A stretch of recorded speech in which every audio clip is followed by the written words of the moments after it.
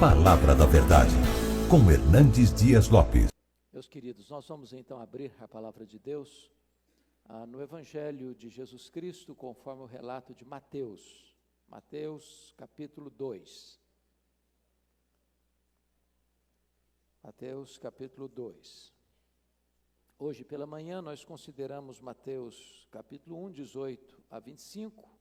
Trataremos de Mateus 2, de 1 a 23.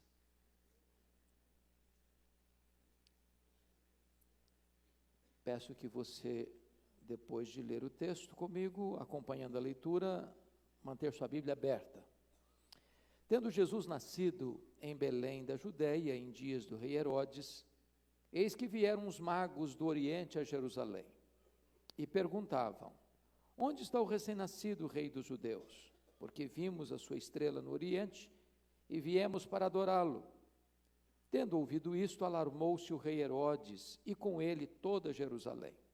Então, convocando todos os principais sacerdotes e escribas do povo, e indagava deles onde o Cristo deveria nascer. Em Belém da Judéia, responderam eles, porque assim está escrito por intermédio do profeta: e tu, Belém, terra de Judá, não és de modo algum a menor entre as principais de Judá, porque de ti sairá o guia que há de apacentar a meu povo Israel. Com isto, Herodes, tendo chamado secretamente os magos, inquiriu deles com precisão quanto ao tempo em que a estrela aparecera. E enviando-os a Belém, disse-lhes: ide informar-vos cuidadosamente a respeito do menino, e quando o tiverdes encontrado, avisai-me para que eu também possa ir adorá-lo. Depois de ouvir o rei, partiram.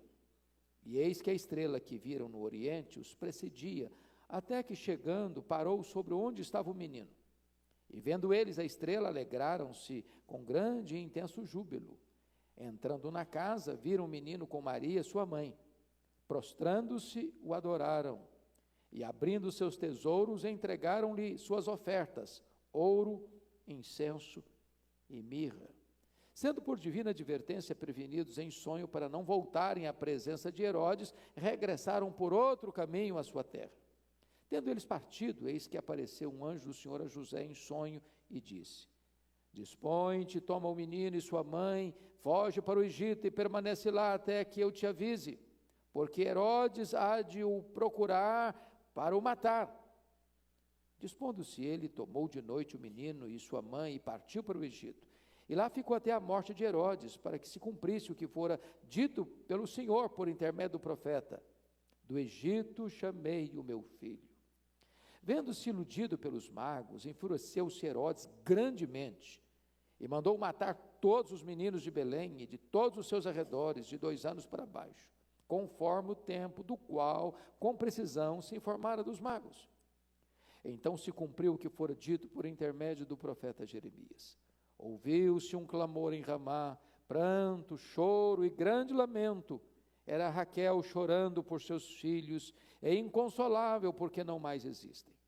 Tendo Herodes morrido, eis que um anjo do Senhor apareceu em sonho a José no Egito e disse-lhe: dispõe-te, toma o menino e sua mãe e vai para a terra de Israel, porque já morreram os que atentavam contra a vida do menino. Dispôs-se ele, tomou o menino e sua mãe e regressou para a terra de Israel. Tendo, porém, ouvido que Arquelau reinava na Judéia, em lugar de seu pai Herodes, temeu ir para lá. E por divina advertência, prevenida em sonho, retirou-se para as regiões da Galiléia, e foi habitar numa cidade chamada Nazaré, para que se cumprisse o que fora dito por intermédio dos profetas: ele será chamado Nazareno. Amém.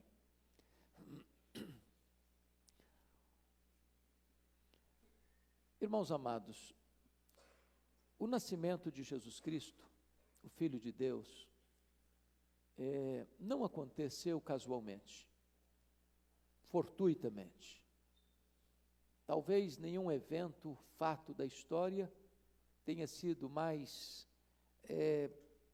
claramente planejado na eternidade, antes mesmo que os anjos fossem criados, antes que o sol brilhasse, antes que as estrelas faiscassem, essa verdade já estava estabelecida, lá nos refolhos da eternidade. O nascimento de Jesus também foi precisa e detalhadamente profetizado na história. Todo o Antigo Testamento apontava para este auspicioso evento. Todos os cerimoniais da antiga aliança apontavam para este glorioso evento. Todo o culto judaico apontava para esse momento do cumprimento do nascimento do Messias. As festas de Israel, os sacrifícios realizados no templo, o sábado, tudo isso apontava para Jesus. Na verdade, Deus estava preparando o cenário para ele nascer. Deus levantou, por exemplo, os judeus, para que eles pudessem transmitir as profecias dadas por Deus com total precisão, e ele nasceria como um judeu. Deus preparou, por exemplo, o império grego, com a cultura grega, com a cultura helênica e com a língua universal. Deus preparou o império romano com a sua lei, em todo o império, com a Pax Romana, para que houvesse possibilidade daquela mensagem percorrer as províncias mais longínquas da terra naquele tempo. E então diz a Bíblia que na plenitude dos tempos ele veio, nascido sob a lei, nascido de mulher, o Verbo se fez carne e habitou entre nós. Por isso Jesus é este personagem que divide a história antes dele e depois dele. Jesus não é um personagem neutro. Jesus é alguém que exige, ainda hoje, de você e de mim, uma resposta, uma decisão. E hoje eu preciso afirmar para você que, ao vir aqui hoje, você está obrigado, necessariamente, a tomar uma decisão em relação a Jesus. Sabem por quê? Porque vocês, nós, todos nós, somos escravos da nossa liberdade. Você é livre para ir e vir. Você é livre para vir aqui ou para não vir. Mas você e eu não somos livres no que tange à necessidade de tomar uma decisão. Alguém já comparou isso de uma maneira muito singela, como alguém que está dentro de um bote, rio abaixo, à beira de um grande abismo. Você pode tomar algumas decisões: pular do barco, você pode remar para chegar à margem e pular do barco em terra firme. Você pode tomar a decisão de ficar no barco e achar que o perigo não existe. Só uma coisa você não pode deixar de fazer, é tomar uma decisão. Em relação a Jesus é a mesma coisa. Você pode dizer, bom, eu recebo, ok, essa é uma decisão. Você pode dizer, bom, eu rejeito, também essa é uma decisão. Mas você pode dizer, bom, eu não tenho decisão nenhuma. Em relação a Jesus, também essa é uma decisão. A indecisão é uma decisão. A indecisão é a decisão de não decidir. Então é impossível que você hoje saia daqui sem uma decisão em relação a Jesus Cristo. É por isso que Jesus é um personagem amado e odiado. Porque ele é alguém que exige de você uma resposta. Ele é um personagem amado, odiado, porque ele não é alguém que viveu há 2000 anos e que morreu e que cessou a sua biografia. Não, ele ressuscitou, ele está vivo, ele está no trono e ele está aqui nesta noite. Ninguém odeia mais os faraós do Egito. Ninguém odeia mais os reis truculentos da Síria. Ninguém odeia mais os reis megalomaníacos da Babilônia. Ninguém mais odeia os reis medo-persas, nem mais ninguém odeia Alexandre o Grande, ninguém odeia mais os Césares de Roma. Mas Jesus é amado e odiado, porque ele está vivo e exige de você uma resposta. Esse texto que nós acabamos de ler revela para nós algumas reações, algumas respostas a Jesus, e eu quero que você acompanhe comigo. A primeira resposta que nós vamos encontrar, com a sua Bíblia aberta, veja comigo, é que está escrito no verso 1: tendo Jesus nascido em Belém, da Judéia, em dias do rei Herodes. É claro que Mateus é muito mais preciso e lacônico na sua descrição circunstancial do nascimento de Jesus. Lucas é muito mais detalhado do que Mateus. Lucas nos informa que Jesus nasceu no governo do imperador César Augusto. Mas Mateus, que escreveu para os judeus, ele não está tão interessado no cenário mundial do império, ele está interessado na província de Israel. E então ele diz que Jesus nasceu em dias do rei Herodes. A grande pergunta é: quem é esse rei Herodes? Porque quando a Bíblia fala de Herodes, ela não classifica os Herodes. Mas a família herodiana, que começa a reinar 37 anos antes de Cristo, reina até o ano 66, 67 depois de Cristo. A família herodiana, que era chamada de família Asmoneia, desbanca os macabeus e reina em Israel cerca de 100 anos. Há uma menção de 4 Herodes. Este Herodes, chamado Herodes o Grande, que começa a reinar no ano 37 a.C. e reina até essa fase da infância de Jesus. Depois reina vários Herodes, mas a Bíblia destaca um Herodes, chamado de Herodes Antipas, que foi aquele que era tetrarca da região da Galileia, foi aquele que mandou matar João Batista e que escarneceu de Jesus no seu julgamento. Depois você encontra um terceiro Herodes, que é Herodes Agripa I, está lá em Atos 12, aquele que mandou matar o apóstolo Tiago e mandou prender Pedro para entregá-lo depois da festa da Páscoa, e Deus tirou Pedro de uma maneira milagrosa da prisão. E você encontra um quarto Herodes Agripa II. Herodes Agripa II foi aquele Herodes que esteve lá em Cesareia Marítima, quando Paulo estava preso, antes de ir para Roma, diante de quem Paulo discursa, e disse para Paulo: por pouco me persuades a me fazer um cristão. Mas diz agora o texto que Jesus nasceu em dias do rei Herodes. Este é Herodes o Grande. Logo que Pompeu governou, tomou aquela província de Israel para o Império Romano, no ano 63, que ele constitui Antípater como uma espécie de governador dessa província, e Herodes é filho desse Antípater. Esse Herodes, irmãos, é muito importante entender um pouco da história dele. Ele foi, talvez, do ponto de vista administrativo, a maior figura em Israel naquele tempo. Para vocês terem uma ideia, esse homem, ele construiu praticamente, porque ampliou e embelezou, o templo de Jerusalém. O templo de Jerusalém, que Herodes embelezou, não perdia para o templo de Salomão. Era belíssimo, era uma obra magnificente, colossal, extraordinária. Naquele tempo, quem não conhecesse o templo de Jerusalém, não conhecia um monumento rico, belo e suntuoso. Esse Herodes aqui foi o homem que abriu aquela província para o comércio mundial, porque foi ele que construiu o porto de Cesareia Marítima, abrindo o comércio de Israel para ir e vir em todo o mundo. Foi ele quem construiu a grande fortaleza de Massada, às margens do Mar Morto. Fortaleza essa que foi usada no ano 70 por mais de 3.000 judeus que fugiram do massacre da invasão de Jerusalém e ficaram lá nessa fortaleza vários meses, quando foram então atacados pelos romanos e cometeram suicídio coletivo. Então esse Herodes foi também quem construiu a fortaleza da Antônia, a fortaleza onde o próprio Jesus foi julgado e condenado por Pôncio Pilatos. Este homem era o homem das grandes obras, mas esse homem tinha um outro perfil.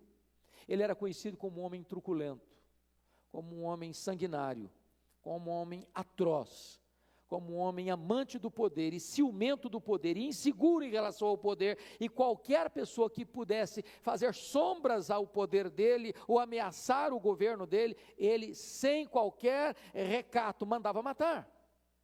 E eu gostaria de então ponderar algumas coisas com vocês sobre a biografia desse homem. Primeiro, esse Herodes casou-se nada menos do que 9 vezes. 9 vezes. Esse Herodes, logo que assume o governo, ele mandou assassinar 45 aristocratas, membros do Sinédrio. Vocês sabem que o Sinédrio era composto de 71 membros, tendo o sumo sacerdote como presidente do concílio. Então ele cria uma barreira imensa com os judeus, mas tenta recompensar isso com a construção do templo. Esse homem mandou matar 300 oficiais da corte. Esse Herodes casou-se dentre as 9 mulheres, uma era sua preferida, chamada de Mariana, uma mulher da nobreza, e com medo de que os parentes da sua mulher pudessem fazer sombra ao seu governo, ele forjou acusação contra todos eles e os matou um a um. Mais tarde, a sua sogra Alexandra pede a Herodes para nomear o seu sobrinho, Aristóbulo, como sumo sacerdote. Nota de rodapé: o culto judaico está corrompido. Por quê? Porque o sacerdócio agora é vendido a peso de ouro. Tanto é fato que quando Jesus começa o seu ministério, tinham 2 sumos sacerdotes em Jerusalém. E ele então acolhe o pedido da sua sogra Alexandra, nomeia Aristóbulo como sumo sacerdote, e esse menino começa a se desenvolver, a ser querido pelo povo, e com os ciúmes do seu sobrinho, ele manda matá-lo. O que acontece? A sua sogra fica com medo, a família dela está sendo eliminada, ela foge para o Egito para ficar debaixo do abrigo de Cleópatra, e então ele manda os seus emissários atrás dela. Ela tenta fugir, iludindo a polícia que a vigiava, tentou um simulacro de um enterro, descobriram-na e ela foi assassinada no Egito. Isso fez com que o imperador romano da época, César Augusto, chamasse Herodes a Roma por causa das suas crueldades. Mas antes de ir para Roma, ele ficou preocupado que Mariana, cuja família estava toda sendo eliminada, o traísse, e antes de viajar, mandou matar sua mulher Mariana. O imperador romano chegou a afirmar, mais tarde, que era melhor ser um porco do que ser um filho de Herodes. Quando ele retorna, ele tenta remediar a situação e manda 2 dos seus filhos para Roma, para estudar, Alexandre e Aristóbulo. Sua irmã Salomé, que não era melhor do que ele, disse para ele no pé de ouvido: esses meninos vão voltar mais preparados, e ao voltarem de Roma, seus filhos vão assumir o poder. Ele não teve medo, mandou estrangular seus 2 filhos. Então esse homem é quem, ao ouvir a notícia de que havia nascido um menino para ser rei dos judeus, está escrito aí no versículo 3, alarmou-se. Você pode imaginar um negócio desse? Um rei alarmado que nasceu um menino?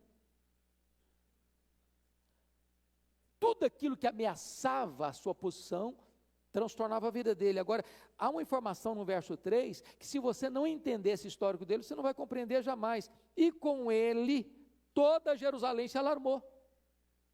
Por que a cidade se alarmou? Porque o rei se alarmou. Porque a cidade de Jerusalém sabia da capacidade atroz desse rei de ser um assassino em série. Pois bem, meus amados irmãos, esse homem, para vocês terem uma ideia, quando ele adoeceu, ele teve uma espécie de câncer intestinal e morreu com grande sofrimento nas instâncias minerais de Jericó. Para vocês terem uma ideia, o que ele tomou atitude, ele disse o seguinte, falou para sua irmã Salomé: quando eu morrer, mate pelo menos um nobre de cada família de Jerusalém, porque eu quero que haja choro no meu funeral. Então ele não era uma boa pessoa. Qual foi a atitude desse rei em relação a Jesus? Então vamos olhar comigo aqui. Olha aí, por favor. A primeira atitude dele, versículo 3, foi de pânico. Tendo ouvido isso, alarmou-se o rei Herodes. Pânico, medo, pavor. Então a cidade está alarmada porque sabe que o rei é um homem mau, perverso. Agora veja em segundo lugar a sagacidade dele nos versos 4 a 6. A curiosidade do rei. Olha aí, então convocando todos os principais sacerdotes escribas do povo. Note a palavra todos. Os principais sacerdotes e os escribas eram exatamente aquelas pessoas que compunham o sinédrio. Só não está mencionado aqui os anciãos, porque os sacerdotes, os principais sacerdotes e escribas eram aquela parte eclesiástica do tribunal chamado Sinédrio. Os anciãos eram os leigos, pessoas reconhecidas na sociedade. Chamaram todo esse time aí para quê? Para saber com precisão, note você o detalhe, e indagava deles onde o Cristo haveria de nascer. E aí respondem, em Belém da Judéia, porque está escrito, por intermédio do profeta, em tu, Belém, terra de Judá. E aí menciona a profecia. Ele está curioso para saber. Mas aí você começa a perceber que essas informações tinha por motivo, em terceiro lugar, a sagacidade dele, descrita no versículo 7. Com isso, Herodes, tendo chamado secretamente os magos, ele não chama publicamente, chama secretamente, e inquiriu deles, de que maneira? Com precisão, quanto ao tempo em que a estrela aparecer. Veja que ele está juntando informações. Lá no Sinédrio vai buscar informação onde? Lá dos magos ele vai buscar informação quando? Então ele quer saber onde o menino nasceu, e agora dos magos ele quer saber quando o menino nasceu, porque ele vai linkar o momento do aparecimento da estrela com o nascimento do menino. Mas aí você vai notar em quarto lugar a estratégia sutil do rei, no versículo 8, a parte A. E enviando-os a Belém, disse-lhes, ide informar-vos cuidadosamente a respeito do menino. Ele acha que ele está no controle dos magos. Os magos não estão lá para atender a vontade dele, os magos estão em Jerusalém para atender a vontade de Deus. Mas gente, quem tem poder pensa que eles podem mandar em todo mundo. E o detalhe é este, ide informar-vos de que maneira? Cuidadosamente. Olha aí a estratégia sutil dele, e a dissimulação dele aparece no final do verso 8, olha aí, e quando tiverdes encontrado, avisai-me para eu também ir adorá-lo. Ele é um dissimulador, ele é um hipócrita, ele tem palavras bonitas nos lábios, e uma atitude, um sentimento perverso no coração. Mas mais do que isso, irmãos, a crueldade dele no verso 13, olha comigo, que os magos não retornam por divina advertência, e quando ele fica sabendo desse fato, está escrito no verso 13, o anjo de Deus avisa José para fugir para o Egito, porque Herodes haveria de procurar o menino para o matar. Tem nada de adoração. Ele não é um adorador, ele é um assassino. E finalmente você pode encontrar comigo, lá no versículo 16, a postura dele de fúria. Você pode ler o verso 16 comigo, toda a igreja, vamos juntos? Vendo-se iludido pelos magos, enfureceu-se Herodes grandemente e mandou matar todos os meninos de Belém e de todos os seus arredores, de 2 anos para baixo, conforme o tempo do qual, com precisão, se informaram os magos. Chama a sua atenção, enfureceu-se grandemente. Grandemente. Então, qual a decisão, qual a coisa que você conclui aqui?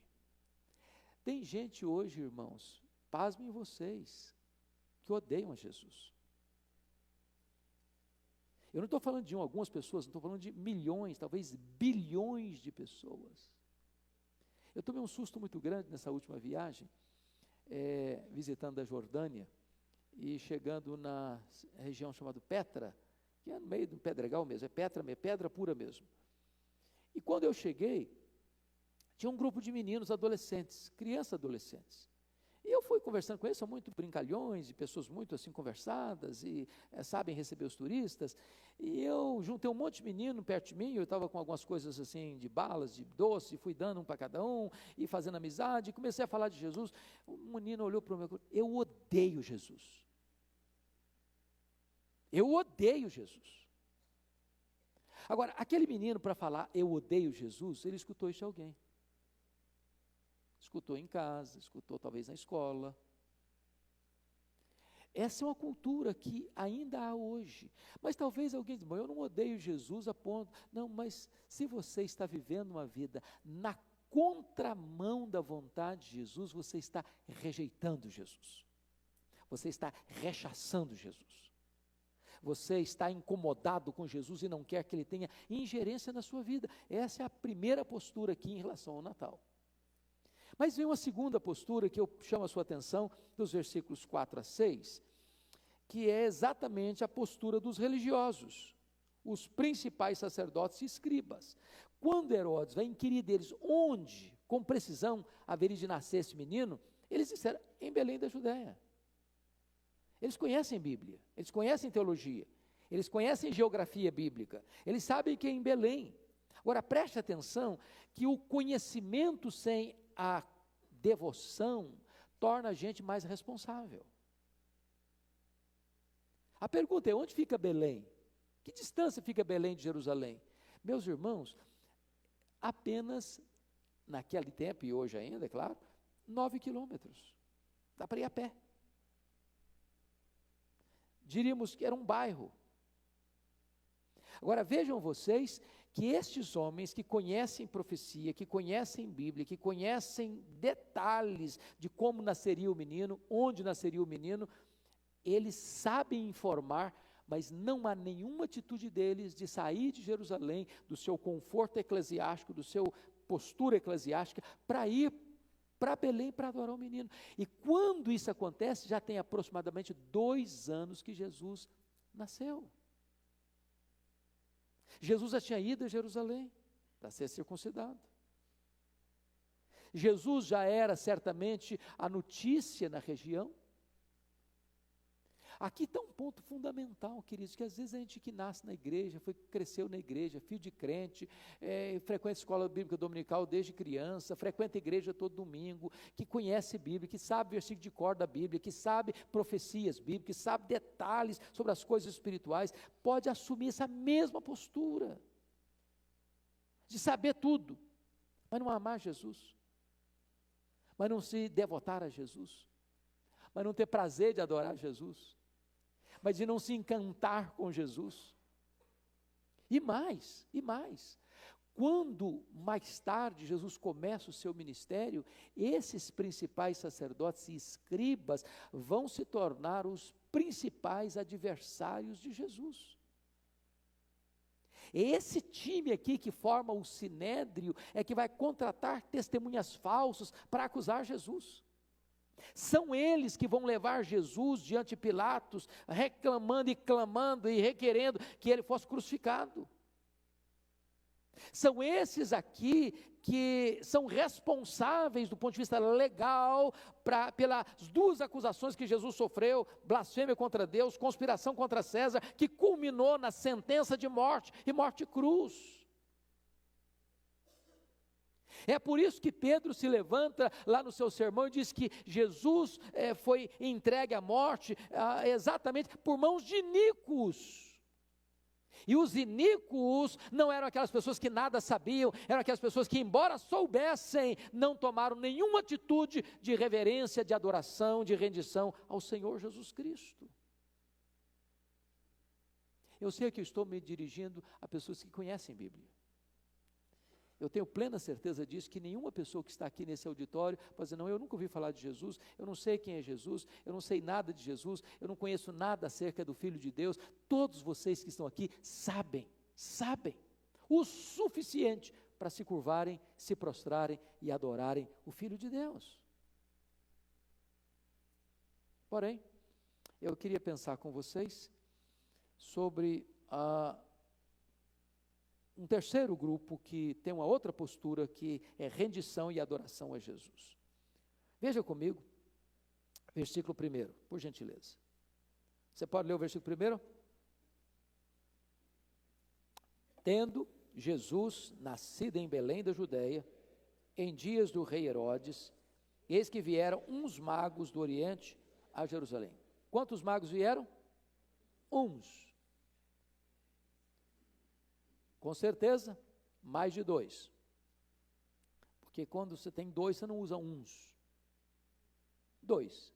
Passou de 2, você pode usar uns. Então vamos entender isso. Quem eram esses homens?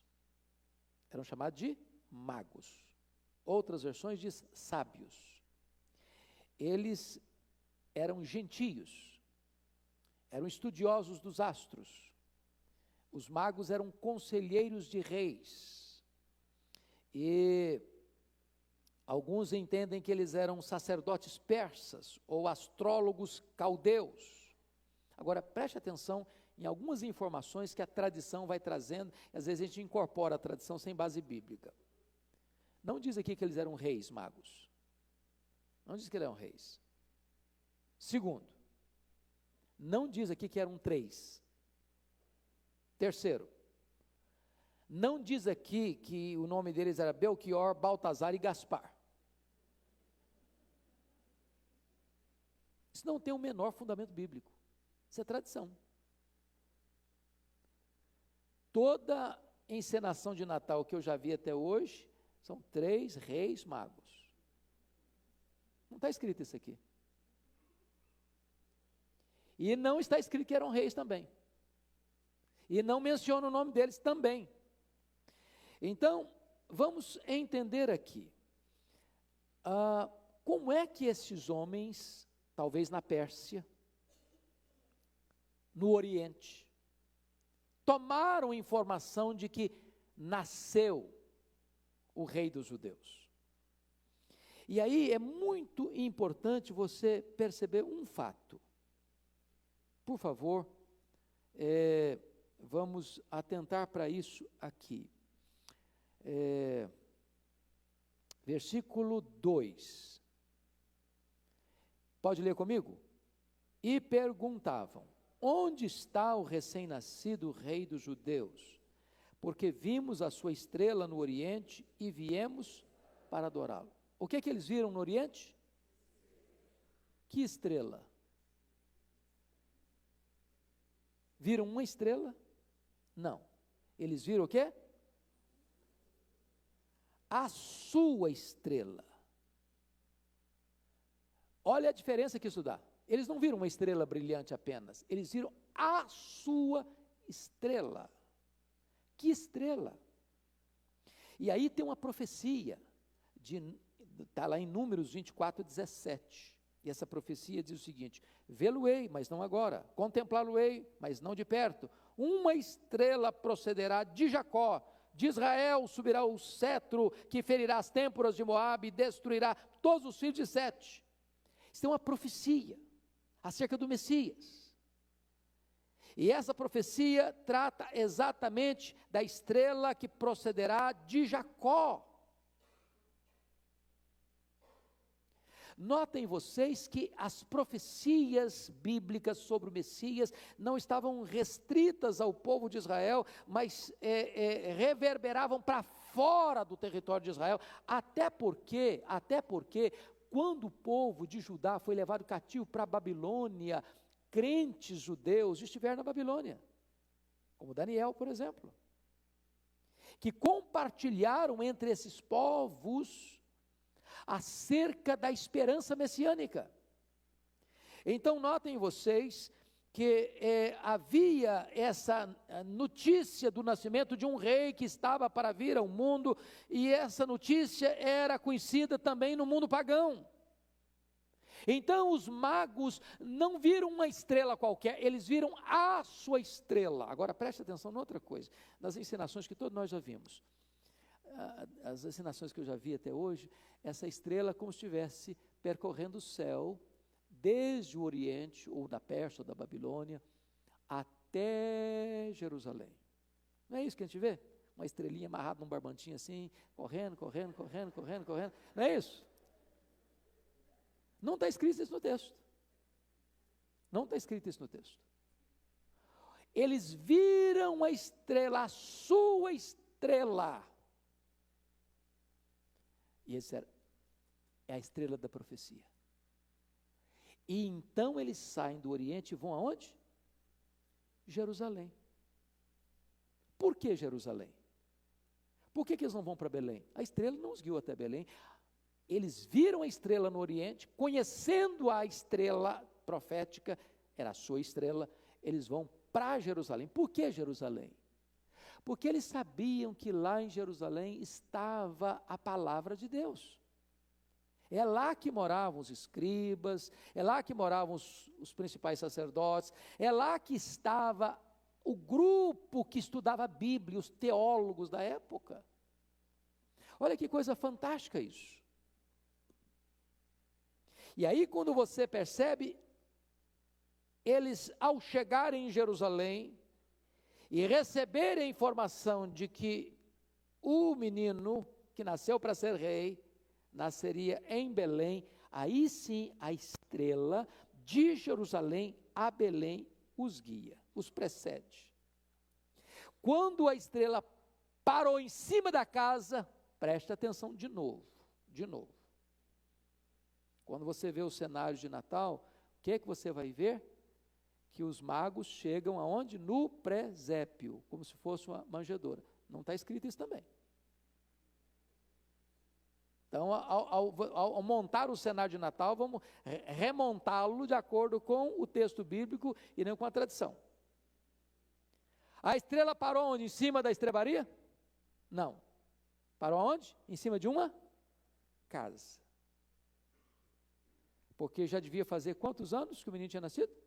Aproximadamente 2 anos. Quando eles viram a estrela, parou em cima, eles se alegraram. Mas eles não foram lá para adorar a estrela, eles não foram lá para adorar Maria, eles foram lá para se prostrarem e adorar quem? Jesus. Então eu gostaria de chamar a sua atenção para algumas coisas aqui. Primeiro, o que esses magos fizeram antes de encontrarem a Cristo? Primeiro, eles não mediram esforços. Eles saíram do Oriente, da Pérsia ou da Babilônia, a pé ou de camelo, provavelmente camelo, atravessando desertos tórridos, noites geladas, dias com calor insuportável, pagando um grande preço para ir de onde estavam ao encontro do menino. Enquanto os doutores da religião estavam do lado e não se importaram. Segunda coisa importante, eles buscaram informações onde estava a palavra de Deus. Não buscaram misticismo, não consultaram os astros, não consultaram os sábios, não consultaram os magos. Eles viram a sua estrela e foram exatamente onde estava a palavra de Deus. Irmãos, uma das coisas, e eu quero me alegrar com o pastor Arival, no relatório que ele deu para a igreja hoje, pessoas pela graça de Deus estão vindo. Não é porque esse templo está situado aqui, não é porque aqui tem bancos almofadados para sentar, não é porque aqui tem uma boa música.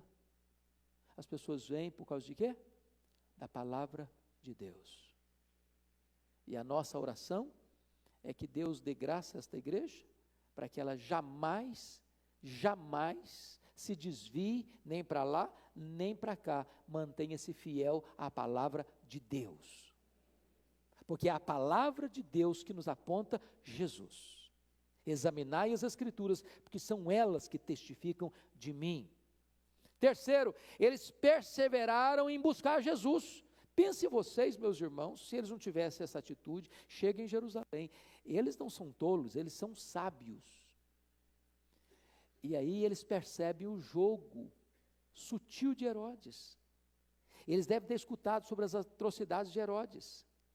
E eles começam a perceber que Herodes quer envolvê-los na sua trama, para que eles fizessem parte do seu jogo, para matar o menino. Se eles não tivessem perseverança, eles poderiam ter pensado assim: o negócio aqui está complicado, nós estamos correndo risco aqui de sermos mortos, estamos sendo envolvidos numa trama aqui, nós vamos voltar daqui mesmo, vamos deixar esse projeto para lá. Apesar dos riscos, eles perseveraram em buscar o menino para adorá-lo. Tem muito crente, irmão, que se for para enfrentar dificuldade, ele abandona. Se for para enfrentar perseguição, ele deixa para lá. Esses magos estão nos ensinando uma lição. Você deve seguir a Jesus, buscar a Jesus, ainda que você enfrente hostilidade. Procure Jesus e não abra mão disso. Segundo ponto que eu chamo a sua atenção é o que fizeram ao encontrarem Jesus. Primeiro, diz o verso 10, que eles se alegraram intensamente ao ver a estrela ali. Era a sua estrela, não era uma estrela qualquer. Eu acho isso maravilhoso, irmãos, porque Herodes tem ódio, os principais sacerdotes têm diferença, mas esses homens têm alegria. Não tem como você encontrar Jesus e ser um crente assim apático, assim meio insosso, morno, desanimado, parece que chupou limão o dia inteiro. Encontrar Jesus é encontrar alegria. Tem que ter brilho nos olhos. Tem que ter entusiasmo. A igreja transborda de alegria porque tem Jesus. Segunda coisa, eles adoraram Jesus de maneira humilde, diz o versículo 11a, confira aí comigo, entrando na casa, viram o menino com Maria sua mãe, prostrando-se, o adoraram. Eles eram magos, eles eram pessoas de projeção no seu país, mas eles se curvam, eles se prostram, eles adoram. Aliás, um trabalhinho de dever de casa, sempre busque uma concordância bíblica para olhar adoração. Sempre que alguém está adorando, via de regra, esse alguém está prostrado. Prostrado. Diante do Rei da Glória, você se curva. Terceiro, o que eles fizeram? O que eles fizeram? Eles presentearam Jesus com o quê? Com ouro, incenso e mirra, diz o verso 11, parte B. Mas esses presentes que trouxeram, irmãos, também têm muito a ver com o entendimento de quem é esse menino. Ouro era o presente para um rei. Incenso era uma oferta para a divindade. Você queimava incenso para que essa fumaça, esse aroma chegasse até Deus. Então eles reconhecem que ele é rei, eles reconhecem que ele é Deus. Mas a mirra era aquele perfume que se usava para embalsamar as pessoas mortas. Eles estão reconhecendo que este rei, que é o próprio Filho de Deus, está destinado a morrer. Então oferecem mirra. Eles compreendem o tríplice ministério de Cristo: rei, sacerdote e profeta. Mas o que eles fizeram depois que encontraram a Cristo? Primeiro, eles viveram dentro da orientação de Deus. Primeiro, uma revelação natural, a sua estrela. Depois, a revelação especial, a palavra que escutaram em Jerusalém. E agora diz a Bíblia que por divina advertência, eles não voltam a Jerusalém para atender a demanda de Herodes o Grande. E diz o texto, versículo 12b, você pode ler o 12 comigo? Todo o versículo 12, vamos lá? Sendo por divina advertência, prevenidos em sonho, para não voltarem à presença de Herodes, regressaram por outro caminho à sua terra. Eu acho isso tão bonito, regressaram por outro caminho, porque quem tem um encontro com Jesus, nunca mais regressa pelo mesmo caminho. Sua vida muda, suas prioridades mudam, seu estilo de vida muda. Nas palavras de Paulo, quem furtava não furta mais, quem mentia não mente mais, quem adulterava não adultera mais, quem falava mal dos outros não fala mais. Quando você tem um encontro com Jesus, você toma uma outra estrada, um novo rumo na sua vida. Mas eu quero concluir, irmãos, dizendo para vocês que o anjo então chega para José, diz para fugir para o Egito, e até que aqueles que perseguiam o menino fossem mortos, e agora o anjo aparece e diz: olha, o camarada morreu. Eu acho isso maravilhoso, sabe por quê? Porque aqueles que se opõem a Jesus morrem, e Jesus continua vivo. Eu não sei se vocês de vez em quando percebem assim, levanta um crítico, ou na televisão, ou na literatura, e diz: agora descobriram algo que vai botar uma pá de cal no cristianismo. A Bíblia agora perdeu a credibilidade. Aí daqui a pouquinho a crítica some, o crítico morre, e o negócio vira poeira, e o evangelho continua vivo. Os inimigos de Jesus morrem. É o que está escrito aí, olha comigo por gentileza, por favor, olha aí, versículo de número 20, vamos ler todos juntos? dispõe-te, toma o menino e sua mãe, vai para a terra de Israel, porque já morreram os que atentavam contra a vida do menino. Morre, irmãos, morre. Ao homem está ordenado morrer, e morreu na sua vez. Mas nós servimos aquele que já venceu a morte, que já matou a morte, que é a ressurreição e a vida. Os inimigos do Evangelho se levantam e caem, mas o Evangelho está vivo, porque ele é centralizado numa pessoa que já venceu a morte, está vivo e reina e vai voltar. Agora, eu quero concluir com uma coisa que por muitos anos, pastor Ival, me deixou intrigado, e eu nunca tinha parado para perceber. Você pode ler o versículo 23 comigo? Vamos juntos? E foi habitar numa cidade chamada Nazaré, para que se cumprisse o que fora dito por intermédio dos profetas. Ele será chamado Nazareno. O que é curioso aqui é que a palavra Nazareno ou Nazaré não aparece nenhuma vez em lugar nenhum do Velho Testamento. E isso pode dar um nó na nossa cabeça. Ora, como assim ele será chamado Nazareno para cumprir o que fora dito por intermédio dos profetas? E nenhum profeta falou sequer uma vez em Nazaré, nem em Nazareno. Como assim então? E há duas explicações importantíssimas para mim entendermos aqui. Você pode ir comigo para Isaías, capítulo 11, verso 1.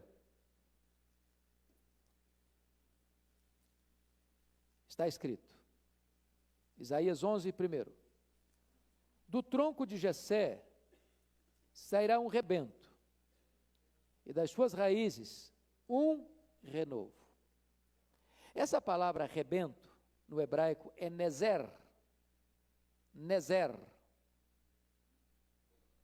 De onde vem a palavra Nazareno? Quando diz que ele será chamado Nazareno, significa que ele é o Messias. Isso trata da sua divindade, da sua exaltação. Mas, quando Mateus vai registrar, ele diz, para que se cumprisse o que fora dito por intermédio dos profetas. Então, não resolve o problema. Porque não foi só Isaías, é dos profetas, no plural. E aí você vai somar com isso, que a palavra Nazaré, ou Nazareno, já no contexto neotestamentário, era uma palavra negativa. Lembra lá quando pegou, de Nazaré pode sair alguma coisa boa? Era um lugarejo assim, marcado por preconceito, por desprezo. E se existe algo que vários profetas disseram, é que ele seria desprezado. Então, quando diz ele será chamado Nazareno, tem dois aspectos, tanto da sua humilhação, quanto da sua exaltação. Ele se humilhou, esvaziou a si mesmo, humilhou a si mesmo, morreu morte de cruz, mas fala também da sua exaltação, pelo que também Deus o exaltou sobremaneira, ele deu o nome que está acima de todo nome, para que ao nome de Jesus se dobre todo o joelho, nos céus, na terra e debaixo da terra. Sabem por quê? Porque ele é o renovo de Jessé, ele é o Messias, ele é o próprio Deus feito carne. Nós estamos nas vésperas do Natal e nós precisamos ter uma atitude em relação a Jesus. Qual vai ser a nossa? Hostilidade, como Herodes? Indiferença, como os principais sacerdotes e escribas? Ou adoração, como os magos? A resposta é sua, a decisão é sua. Que Deus tenha misericórdia de você e de mim nesta noite. Curva a sua fronte, pastor Arival vai orar por nós.